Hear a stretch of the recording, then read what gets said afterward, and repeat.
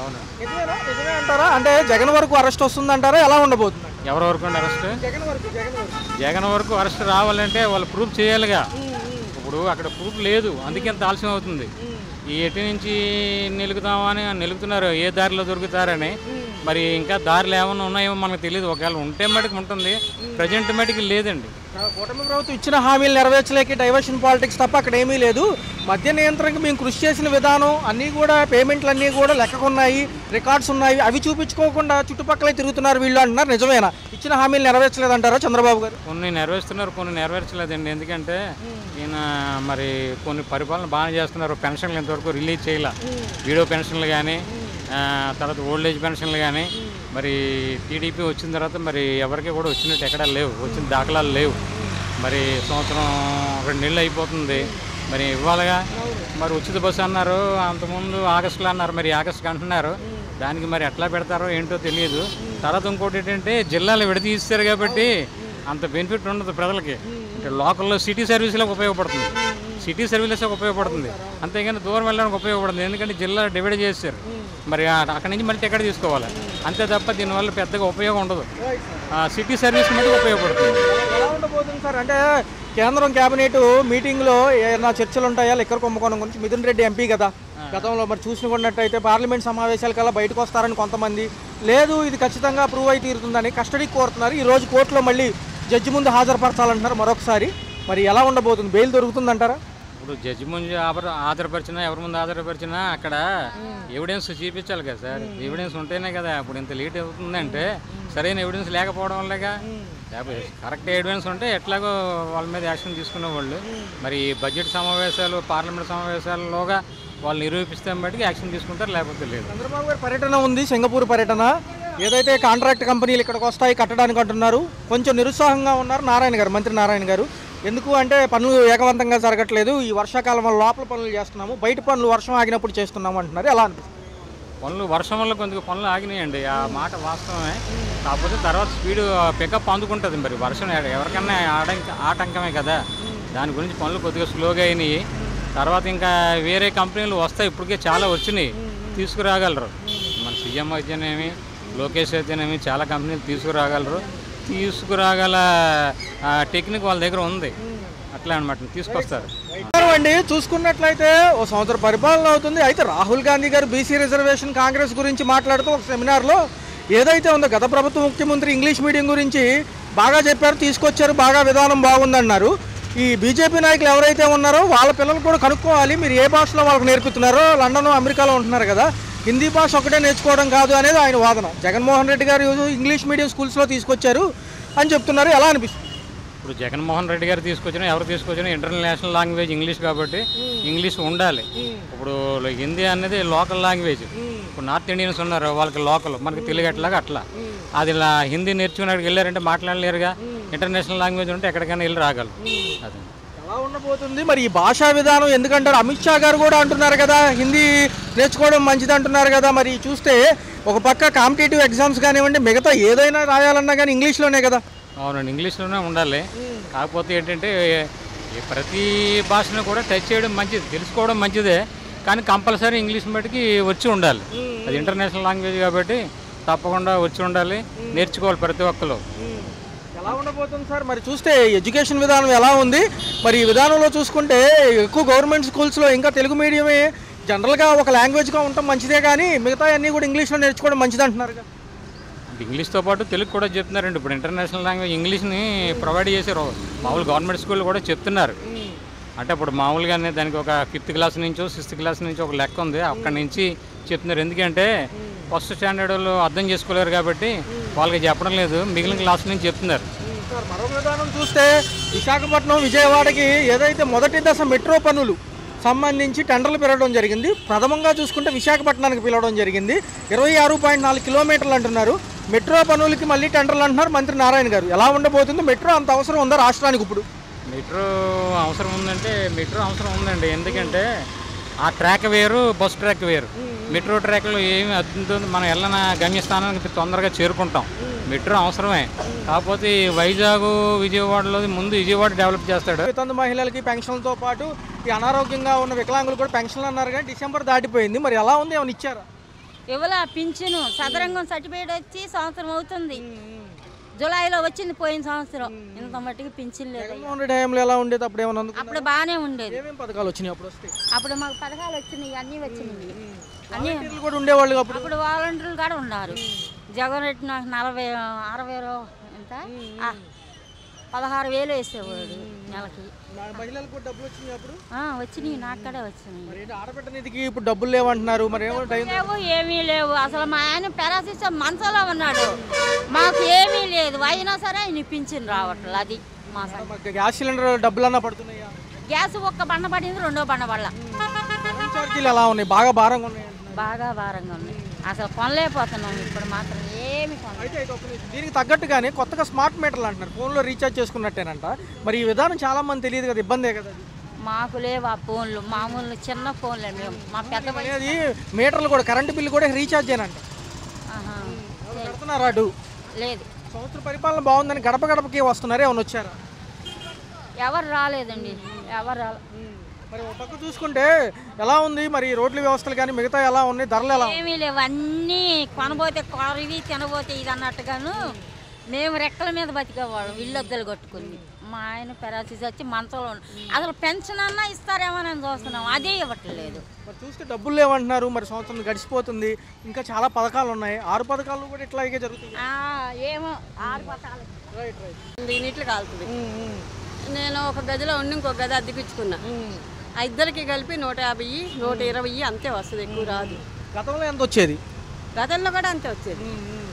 మరి పెన్షన్ పథకం తీశారు? మేము అమ్మేసాము, మా పిల్లలకి రాసేసాము, ఉన్నది 2 వాటాలు. వాళ్ళు కాల్చుకుంటున్నారు, అది కూడా నా పేరుతో ఉందని నాకే వేసారు. ఎలా ఉంది మరి చూస్తే పథకాల్లో ఇంకేమైనా వస్తున్నాయి? గ్యాస్ సిలిండర్ డబ్బులు, గ్యాస్ డబ్బులు పడలా ఉండేది, నేను ఒక్కదాన్నే. గ్యాస్ డబ్బులు పడలా, పెన్షన్ రాదు. రేషన్ మళ్ళీ డిపోలో తీసుకోవాల్సి వస్తుంది. రేషన్ అన్న టైంకి వస్తుందా? రేషన్ వెళ్ళి తెచ్చుకుంటున్నాం. అంతకుముందు ఇంటికి వచ్చి ఇచ్చారు, ఇప్పుడు తెచ్చుకుంటున్నాము. కాకపోతే ఈ నెల నుంచి, పోయిన నెలలో నేను ఊళ్ళో లేను, ఇంటికి వచ్చి ఇచ్చారంట. మీకు కూడా ఇస్తారమ్మా అని చెప్పి పక్కన వాళ్ళకి చెప్పి వెళ్ళారంట, ఇంటికి వచ్చి తెచ్చి ఇస్తామని. అయితే ఏమంటున్నారంటే బీజేపీ నాయకులు ఏమంటున్నారంటే హిందీ భాష నేర్చుకోవడం మంచిది అంటున్నారు. స్కూళ్ళల్లో కనుక తెలుగు మీడియం అను ఇంగ్లీష్ మీడియమే కదా ఇప్పుడు అందరూ చదువుకునేది. ఇంగ్లీష్ ఉంటే బాగుంటుంది అంటారు, తెలుగు ఉంటే బాగుంటుంది అంటారు. మాకు తెలియని వాళ్ళకి తెలుగే కావాలి కదమ్మా, మరి ఇంగ్లీష్ మాకు ఎలా వస్తుంది? నేను చదువుకునే వాళ్ళం కాదు కదా. పిల్లలకి మనవాళ్ళు ఉంటారు కాబట్టి ఇప్పుడు ఉంటారు, వాళ్ళ దేశాలకు వాళ్ళు పోతారు, నా దగ్గర ఉంటారు కదా. మరి అమెరికాలో, లండన్లో తెలుగులో నేర్పరు కదా, అన్ని ఇంగ్లీష్లోనే ఉంటాయి కదా. వాళ్ళు అంత దూరాలు వెళ్ళలేదులే, వాళ్ళ పుట్టేళ్ళ దగ్గర ఉన్నారు. అంటే రాహుల్ గాంధీ గారు గతంలో ఆంధ్రప్రదేశ్ రాష్ట్రంలో జగన్ గారు ఇంగ్లీష్ మీడియం స్కూల్సే కదా పెట్టింది అంటున్నారు. ఇంగ్లీష్ విధానం మంచిదే కదా, రేపు ఎక్కడికైనా వెళ్ళినా బతకొచ్చు. జగన్ పెట్టడం ఏంటి, అంతకు ముందే ఉన్నాగే ఇంగ్లీష్ మీడియాలు. అంతకు ముందే ఇంగ్లీష్ మీడియాలు ఉన్నాయి, ప్రైవేట్గా చదువుకుంటారు కదా అందరూ, అంతకు ముందే ఉన్నాయి. గవర్నమెంట్ స్కూల్స్లో వీళ్ళు చెప్పేది తెలీదు అయ్యా, అంత చిన్నపిల్లలు లేరు. మా కూతురు పిల్లలు అందరూ పెద్దోళ్ళే, వాళ్ళు చదువులు కూడా అయిపోయి ఏదో చిన్న జాబులు చేసుకుంటున్నారు. మరి మహిళలకు ఉచిత బస్సు ప్రయాణం అంటున్నారు, రేపు ఆగస్టు 15 ఎలా ఉంటుంది? జిల్లాల వారీగా తిరగొచ్చు ఆధార్ కార్డు. తెలీదు మరి, తెలీదుగా మరి నాకు. ఎలా ఉండబోతుంది? అమరావతి అయితే బాగుంటుందా? ఉద్యోగాలు వస్తాయా ఈసారన్నా? నేను వెళ్ళనమ్మా, నాకు తెలీదు. అంటే రాష్ట్రంలో చూస్తూ ఉంటారు కదా ఎంతో ఎన్నోళ్ళ నుంచి. మాకు టీవీలు కూడా లేవు. మరి ఉప ముఖ్యమంత్రి గారు పవన్ కళ్యాణ్ గారు పనితీరు ఎలా ఉంది? నేను నుంచోలేను, నేను వెళ్ళిపోతున్నా.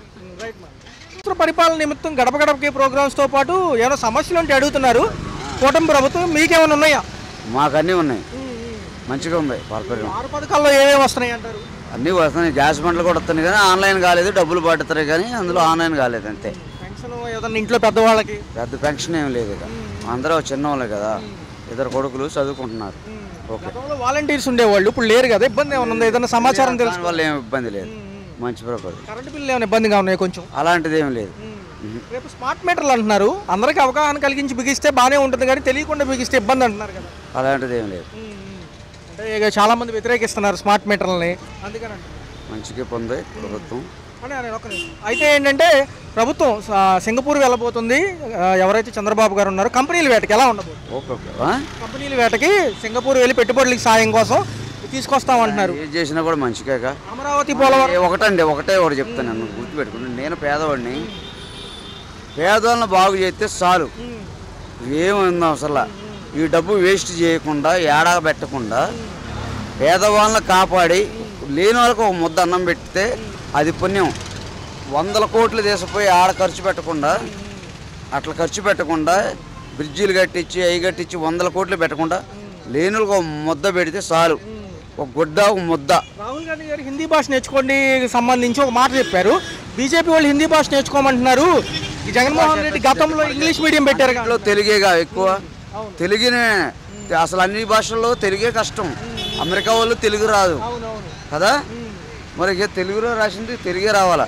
ఇది ఒకటి ఏంటంటే పేదవాడు బాగుపడాలా, పేదవాడు బాగుపడాలా అంతేగా. కుంభకోణం గురించి ఏమంటారు? రాష్ట్రంలో లెక్కల కుంభకోణం జరిగింది గతంలో అన్నారు. అవన్నీ కుంభకోణాల గురించి తెలియదండి. పేదవాడు బాగుండాలా, పేద మంచిగా ఉండాలా అంతేకండి. ఏదైనా పేదవాడు బాగుండాలా. పేదవాళ్ళు తర్వాత ఉద్యోగస్తులు అంటే వాళ్ళకి ఎట్టా నెల జీతం వస్తుంది కదా. అది అయితే ఎలా ఉంటుందంటారు ఉద్యోగ కల్పనలో భాగంగా చెప్తున్నారు కదా. కల్పన అంటే నాకేం తెలియదండి. నిన్ను అడిగారు, నాకు తెలియదు. నేను చెప్పింది నా మనసులో మాట చెప్పాను. మేము పేదవాళ్ళం కాబట్టి పేదవాడు బాగుండాలా, పేద మనుషులు బాగుండాలి. పర్లేదు, ప్రభుత్వాలు వచ్చాక పనులు జరుగుతున్నాయి, బాగానే పనులు మీకు కొడుతూనే ఉన్నాయి. ఓకే, మంచిది. Okay, right. వస్తే అన్న, సంవత్సర పరిపాలన రాష్ట్రంలో ఎలా అనిపిస్తుంది? పవన్ కళ్యాణ్ గారు కూడా గట్టిగానే చేస్తున్నారంటారా? ఉప ముఖ్యమంత్రి కదా, ఎలా అనిపిస్తుంది? పాత ప్రభుత్వానికి ఈ ప్రభుత్వానికి చాలా డిఫరెన్స్ ఉంది. కానీ ఇప్పుడు ప్రజెంట్ వివాదాలుగా మాట్లాడుకుంటున్నారు. అంటే పాత ప్రభుత్వానికి బడ్జెట్కి ఈ బడ్జెట్కి ఎక్కువ పడుతుంది. ఎందుకంటే వచ్చిన రాగానే తల్లికి వందనం, పెన్షన్లు పెంచడం ఇవన్నీ జరగడం కాబట్టి పర్వాలేదు. ఆయన పనులు ఆయన చేసుకుంటూ ఉన్నారు, ఈయన పని ఆయన చేసుకుంటూ ఉంటారు, అంతా బాగానే ఉంది. ప్రస్తుతానికి అయితే ఏం పర్లేదు. కానీ ట్రాఫిక్ రూల్స్ మాత్రం చాలా స్ట్రిక్ట్గా చేశారు. సింగపూర్ పర్యటనలో ఉండబోతున్నారు చంద్రబాబు గారు, లోకేష్ గారు కంపెనీల వేట కోసం. రెండోది కన్స్ట్రక్షన్ కంపెనీలు కూడా మళ్ళీ తీసుకొద్దాం అనుకుంటున్నారు అమరావతి కోసం. మరి ఈ వారం రోజులు డిప్యూటీ సీఎం గారే సీఎం పదవులన్నీ నెరవేర్చాలి, అన్నీ చూడాలి. మరి బాధ్యతలు ఎలా ఉండబోతున్నాయి? ఆయన ఉప ముఖ్యమంత్రిగా ఉన్నారు, బాగానే చేస్తారని నేనైతే అభిప్రాయిస్తున్నాను. ఎందుకంటే ఇప్పటిదాకా బాగానే ఉంది అంతా, ఇక మీద కూడా బాగానే ఉంటుంది. వారం రోజులు కాబట్టి చూద్దాం ఎలా చేస్తారు. దాన్ని బట్టి నెక్స్ట్ సీఎం చేయగలరా, అవుతారా అవరా అన్నది ఇక ప్రజలు చూసుకుంటారు.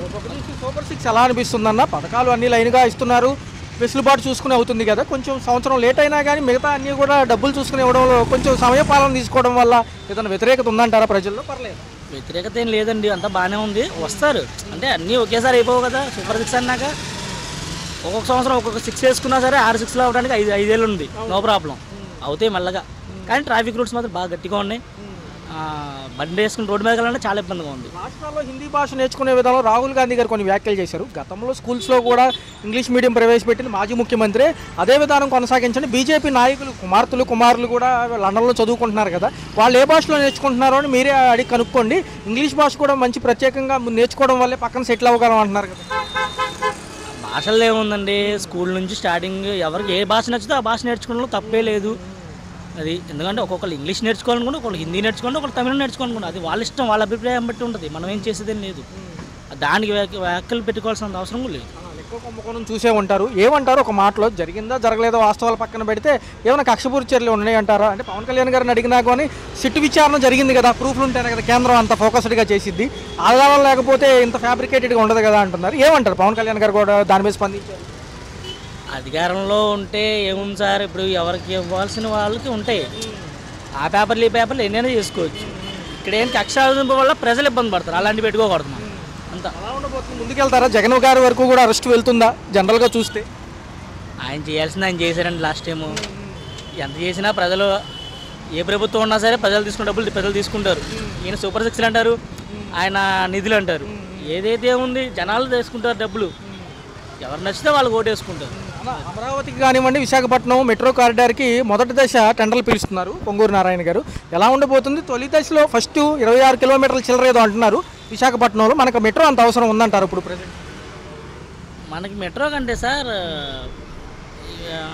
మెయిన్ రోడ్ల మీద ట్రాఫిక్ లేకుండా మనకి దేనికి వెళ్ళాల్సిన దారిలో ఆ దారిలో వెళ్తే పర్లేదు, అడ్డదిడ్డంగా పోనిచ్చేస్తున్నారు ఎక్కడ పడితే అక్కడ. మనకి మెట్రో తర్వాత మెట్రోది ఏముంది, ఇప్పుడు అంతా 2 వీలరు కార్లు లగ్జరీగా కోరుకుంటున్నారు. మెట్రోల మీద తిరగాలని ఎవరు అనుకోరు, మెట్రోల మీద తిరగాలనుకుంటారు. ఎంతవరకు అది వాళ్ళ పర్పస్, వాళ్ళ పని. ఆ జాబ్ చేసేవాడు అటు వెళ్ళేవాడు పెడతాడు, వెళ్ళని వాళ్ళు వెళ్ళరు. ఎక్కువగా 2 వీలర్ వాడతారు. ఇప్పుడు అంతా ఫ్యాషన్ అయిపోయింది. 2 వీలర్ అయినా కార్ అయినా లగ్జరీగా వెళ్ళడం అంతా కామన్. ఒకటే అన్న లిక్కర్ కేసుకు సంబంధించి మాజీ మంత్రి గారు ఎవరైతే ఉన్నారో సజ్జల రామకృష్ణారెడ్డి గారు మీడియా ముఖంగా మాట్లాడారు, అనేక మీడియా సంస్థలతో ఒకటే మాట అంటున్నారు, ఫ్యాబ్రికేటెడ్ కేసు ఇది. గతంలో 2014 నుంచి 19 మధ్యలో చంద్రబాబు గారు కూడా బెయిల్ మీదే ఉన్నారు ఇదే కేసులో. చూసుకున్నట్లయితే అప్పుడు ఇచ్చిన కంపెనీలకే మేము పర్మిషన్స్ ఇచ్చాము, మధ్యలో డబ్బులు రాలేదని వాళ్ళు ఆగిపోయారు. మొత్తం కూడా ప్రభుత్వమే నడిపింది, పారదర్శకంగా డేటా ఉంది, బిల్లులు ఉన్నాయి, అన్నీ ఉన్నాయి, చూసుకోమంటున్నారు. ఇది జస్ట్ ఓన్లీ కక్షపూరి చర్య అంటున్నారు. ఏమంటారు ఒక మాట? కక్షపూరిలు ఏం లేవండి, ఎవరు నచ్చితే నచ్చితే, నచ్చకపోతే నచ్చదు, మాది పాయింట్. ఏదైనా విచారణ ఉంది కాబట్టి మిథున్ రెడ్డి గారు అరెస్ట్ ఇవాళ కూడా కోర్టులో హాజరవుతున్నారు. ఎలా ఉండబోతుంది? వస్తారా, బయటకు వస్తారా బెయిల్ పై? బెయిల్ మీద ఏమో సార్, 1 నెలకు కాబట్టి 2 నెలలు కానీ 3 నెలలకు రావాల్సింది. ఎవరైనా బెయిల్ మీద రాకుండా ఎక్కడికి వెళ్తారు? పట్టణాల్లోనేమో 2 సెంట్ స్థలం, పల్లెటూరులోనే 3 సెంట్ స్థలం, ఇళ్ల స్థలం ఇస్తామంటున్నారు. ఎలా ఉండబోతుంది పేదవాళ్ళకి? P4 పథకం కూడా పెట్టారు కదా పేదరిక నిర్మూలనకి, ఏమంటారు? పాత ప్రభుత్వంలో మాకు స్థలాలు వచ్చినాయండి, అంత ముందు పెట్టుకున్నాం రాలా. పాత ప్రభుత్వంలో జగన్ గారు ఇచ్చారు పట్టాలు ఇచ్చారు, కానీ పట్టాల పరంగా అయితే ఏం లేదు. ఇస్తున్నారు, అయితే ఇవ్వడం కాదు, దానికి సర్వ హోదాలు మనకి ఇవ్వాలి, కట్టిన తర్వాత మన దగ్గర ఉండాలి. మళ్ళీ నెక్స్ట్ ప్రభుత్వం వచ్చారో మేము ఇవ్వలేదు, అవసరంలో మాకు ఇల్లు అంటే మనం ఏం చేయలేం. హలో, తెలుగు రాజ్యం ఛానల్ చూస్తున్నారా? సామాజిక రాజకీయ జీవన చిత్రణే తెలుగు రాజ్యం. అతిశయోక్తులు అసత్యాలు ఉండవు. రాజకీయ కోణం కాదు, ప్రజా కోణమే కొలబద్ద. తెలుగు రాజ్యం వీక్షణ మీ ఉత్తమ అభిరుచికి నిదర్శనం.